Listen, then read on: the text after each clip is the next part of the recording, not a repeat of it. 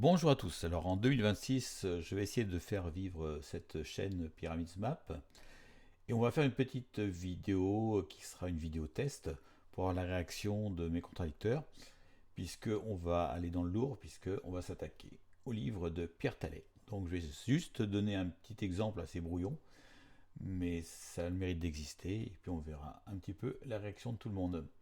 Voilà, donc on va commencer par tout ce qui concerne Toura.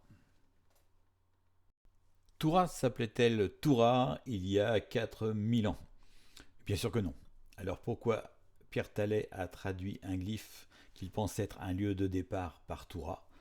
Tout simplement parce qu'il cherchait un lieu qui avait un côté nord et un côté sud. C'est pas moi qui le dis, c'est lui, page 86. L'identification de deux points distincts d'extraction de calcaire suffisamment éloignés pour qu'ils amènent à modifier l'itinéraire permettant de se rendre à Gizeh correspondrait en effet très bien au fonctionnement en parallèle des carrières de Toura Sud et Toura Nord. En lisant le livre, on comprend que mes contradicteurs n'ont jamais lu le livre, mais simplement regardé les images, puisqu'ils ont pris pour un fait acquis les deux emplacements que Pierre Tallet mettait sur sa carte, alors qu'il dit que c'est une hypothèse et qu'on ne peut pas vérifier puisque c'est une zone militaire et qu'il a mis ça un petit peu au hasard.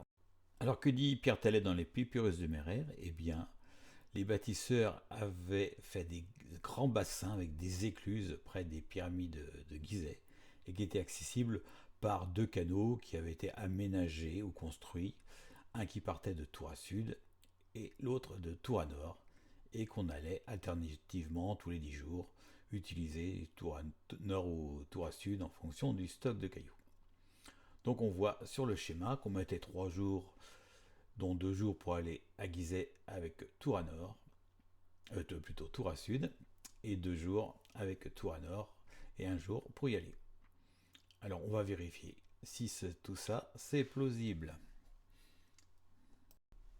Eh bien non, c'est pas plausible parce que n'importe quelle personne qui va sur un bateau sait que s'il allait de Toura Sud à Toura Nord avec le courant du Nil, il mettrait 10 minutes. Et donc si des carrières du Toura Sud, on allait à Toura Nord pour prendre le canal qui allait à Gizeh, eh bien on mettrait 2 jours aller-retour plus 10 minutes. Et voilà, donc on a creusé soi-disant un deuxième canal où on va perdre une journée, alors qu'il suffisait de prendre le Nil pendant 10 minutes, se laisser aller avec le courant, et reprendre le premier canal qui partait de Toura Nord. Voilà, donc on voit bien que Pierre Tallet a imaginé une traduction pour Toura, et quand on met ça donc en application, eh bien ça marche pas.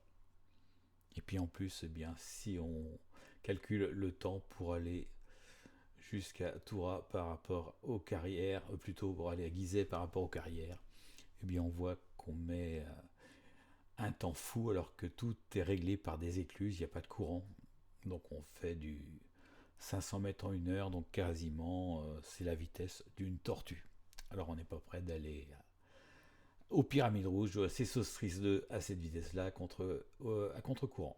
Donc cette hypothèse de Toura, eh bien ça ne tient pas la route. C'est simplement un petit exemple.